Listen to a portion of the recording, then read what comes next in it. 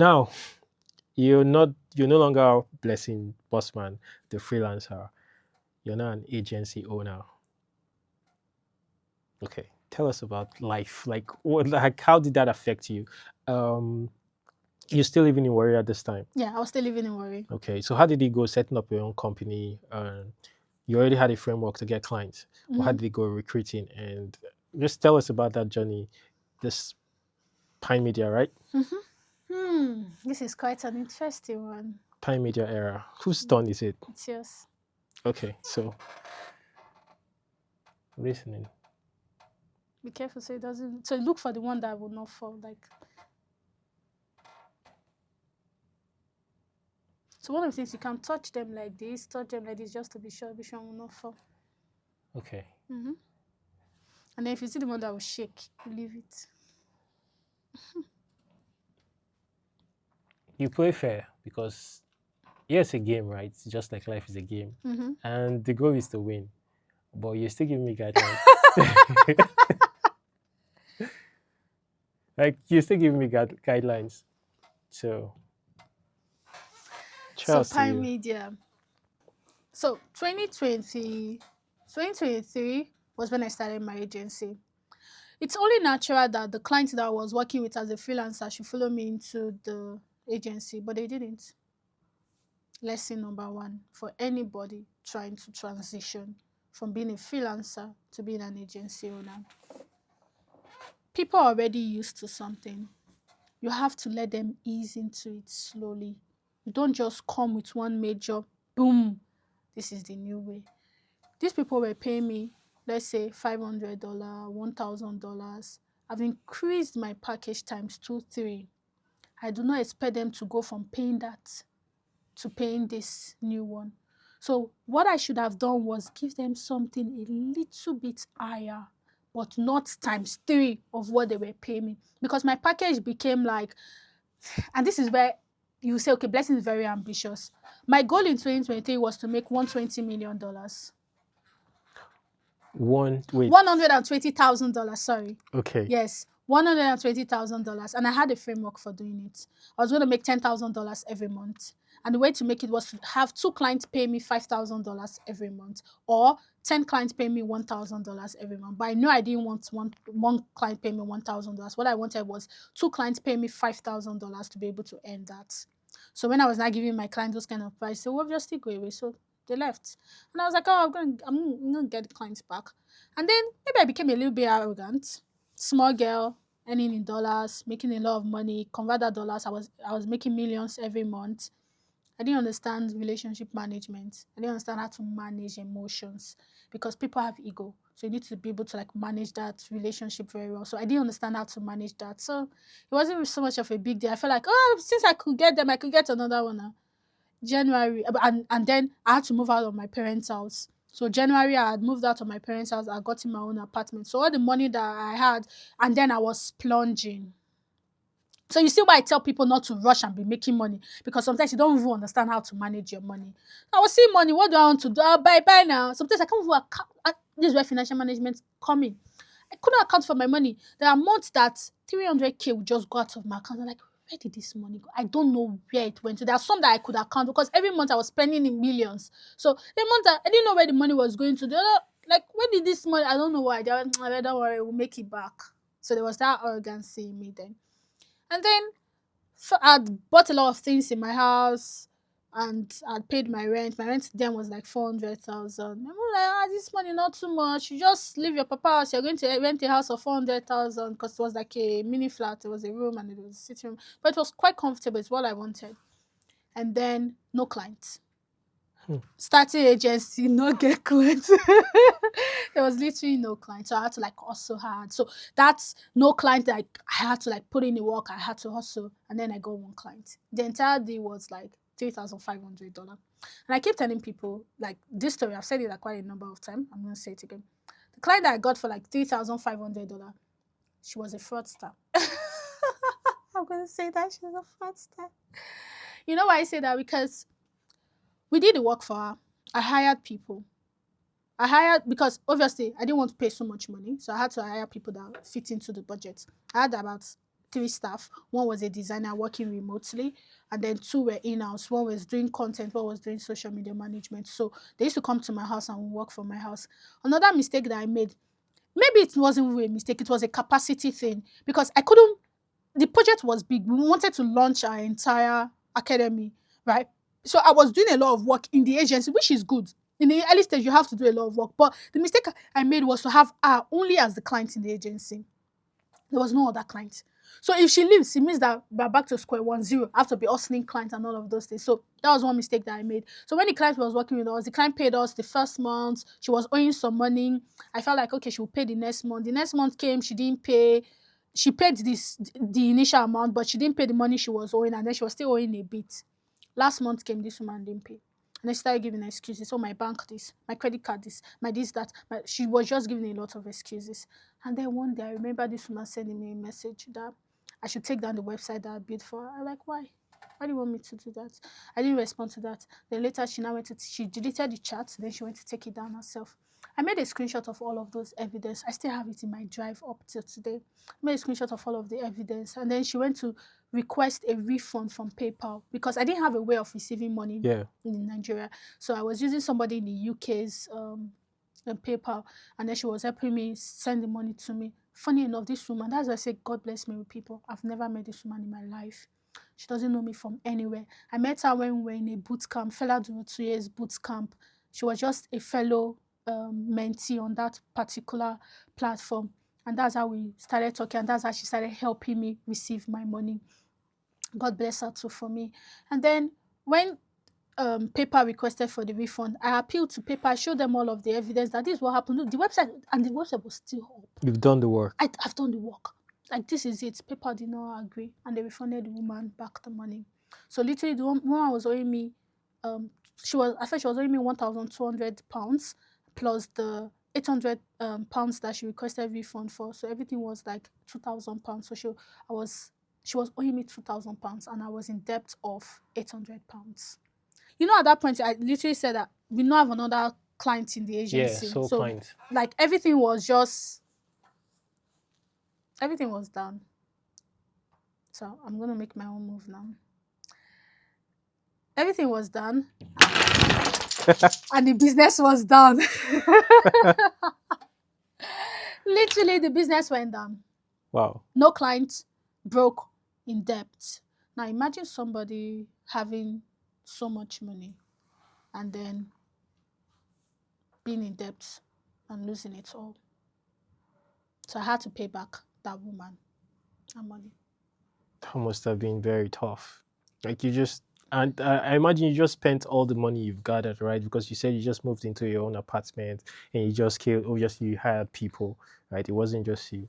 And your sole client had lessons. So the progression has been great till this point, right? So this is the first time that life hits you with a hard blow.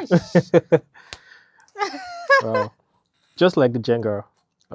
Funny how it makes life, right? You're building and building and building and then exciting. it just goes. Yeah, and it just goes. So how did you go from there? What did you do? How did that affect you mentally? How did that affect you? Of course, financially, of course, it took a toll. What did that do to your very nascent media company, digital company? What did you do to that, and how are you able to get out of that? You know the funny thing? When this thing fell, not everything fell. There's still some breaks and there's still some part of it. Same thing as my life.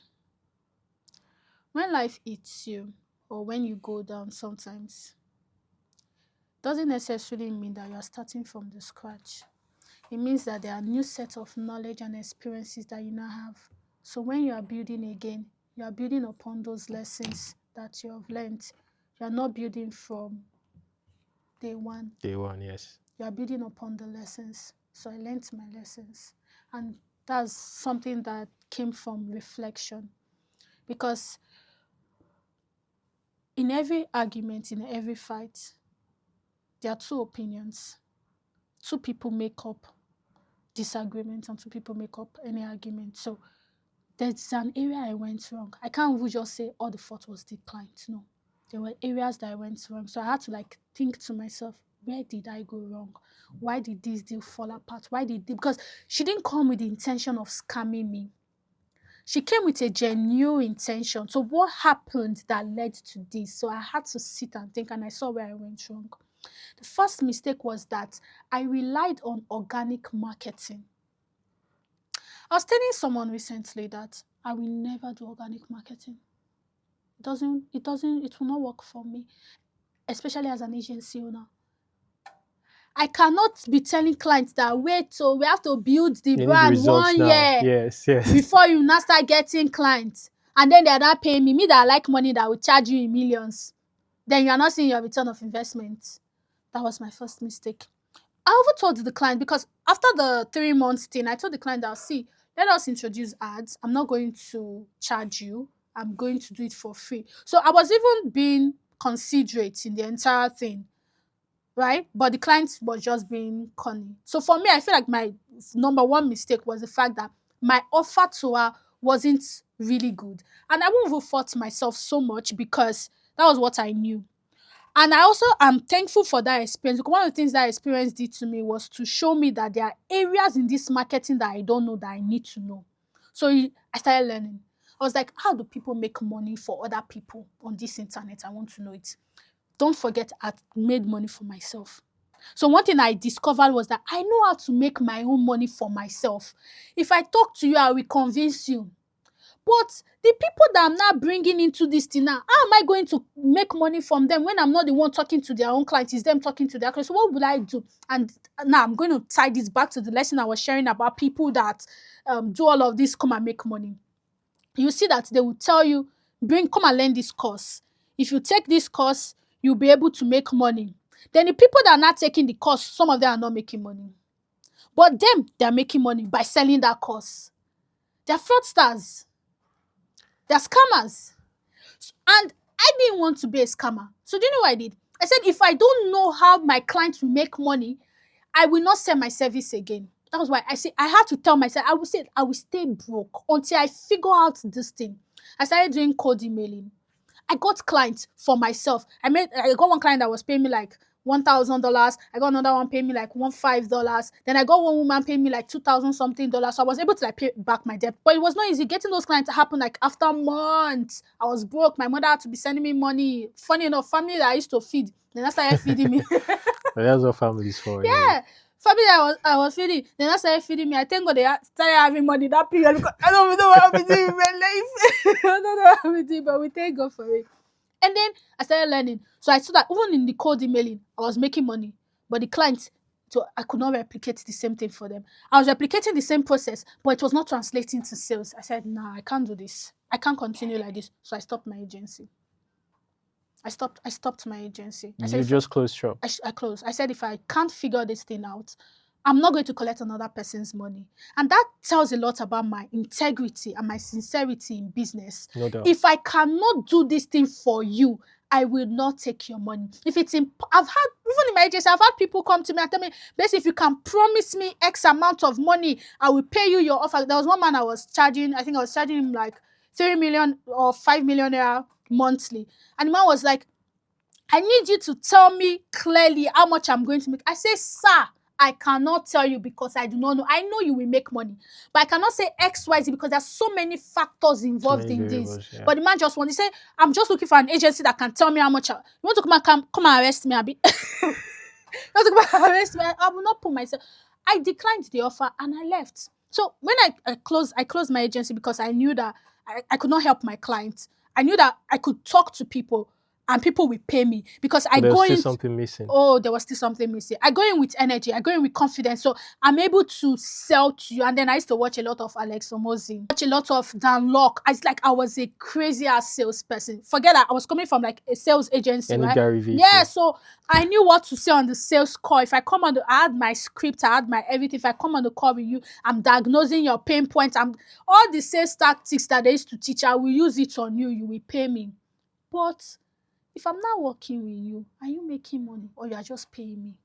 And I didn't want to be a fraudster. So I just literally stopped.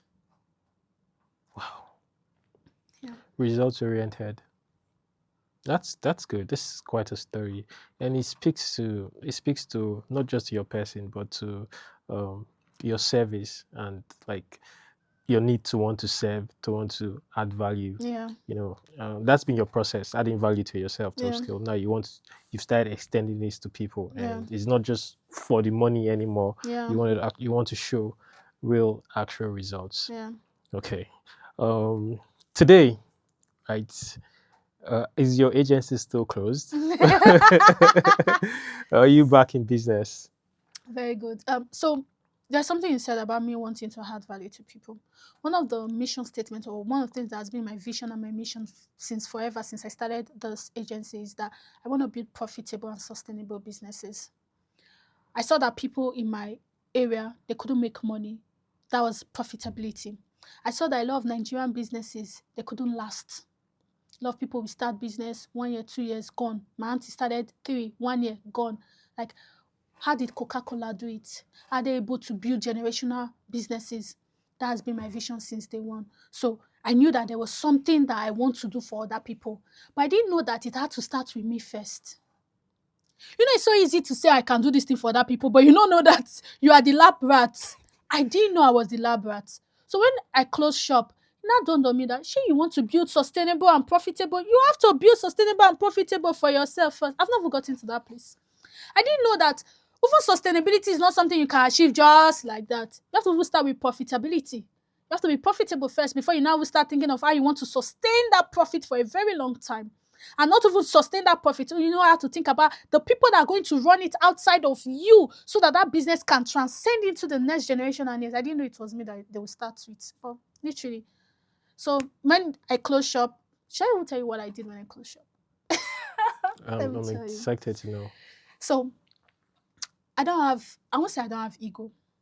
But when it comes to my life, when it comes to my business, when it comes to what I want to do in this life, I drop every pride. I say I'm determined. I will if it's to go to the bottomless pit, as long as I'm not begging, I will figure it out. When I closed shop for like over a year. But I was doing small gigs, so like maybe some people will just come, I'll do small gig, just leave it like that. But the consistent time that I closed shop was 6 months. 2023, finally closed everything. I couldn't even pay my rent. I had a friend that was like, "Oh, blessing, what are you doing now?" and all of those things. I was like, "I'm looking for money to pay rent too." My rent was 400K. So I needed like 200K I needed to pay like half. I told her, she borrowed me. She lent me 200K. I was able to like pay my landlord. And then one person in my church came to me like, "Okay, so blessing, now that this thing is not working like this, there's one opportunity and all of those things." And he told me about POS devices. So he gave me this Money Point POS and all of this OPay POS. That's what I was selling. Imagine going from earning millions monthly to working in the streets of worry, going from one market to another, one shop to another, selling POS device. That was literally what I was doing. I'm not shame. Nobody know me. Who know me? You know me, But why see? didn't you just go back to what you knew, as in like freelancing? I can't. I couldn't. I don't know how to help my clients make money. Oh, that. Yes. So okay. Wow. So you were willing to suffer, Yes. even though you saw like something that would pay you money, right? Yes. If that thing is not actually Giving helping value the to other people, people. if like you're I not won't what you do want, it. you won't do it. I won't. Even if there's money to it. I don't care. I won't do it. It's my integrity. It's my name on the line. And this is also something I tell a lot of my staff. When I promise my clients something, I expect to deliver it when I say I will deliver it. So if my staffs are holding me back and they're not doing what I want, I feel anxious because it's my integrity on the line. It's my name. This is something I want people to associate. There are different things I want to be associated with me, and integrity is one of them. I want people to say blessing is true to our words. It matters to me. I don't want people to feel like, oh, I defrauded them or I took their money and never delivered. No, I don't want people to do that. So I ensure that if I cannot deliver, I raise my hands up. If I can deliver, I will tell you, I will promise you, and I will do the work. So when I knew that I couldn't deliver for those people and I could only get for myself, I said, no, I'm not going to do it until I figure it out. I was willing to go down low. And then I started selling POS. I was making money. I feel like that experience taught me a different level of marketing, which is traditional marketing. Because me, for everything that I do, I'm always seeing the lessons. I started understanding that there is money in the lower pyramid. You know, a lot of times we think that it's people at the middle and the top that, see, in Nigeria, you want to make money. You see the masses, have a product and serve the masses, you will make millions. You will make millions. You see why FMCGs are thriving? It's because they are serving the masses. Consumer goods, they are serving the masses. But we, because we've learned tech, we've learned digital skill and all of those things, so we are not serving people that are high-tech people that have this understanding of technology. So we'll make instead of us making, okay, like we can use, one person can pay us like maybe 5 million naira. But in these small people, these people are moving money. Oh. These people are the money movers. Up to today, I still earn from Money Point. I have a client on my dashboard. Do you know how much this man processes on a monthly basis?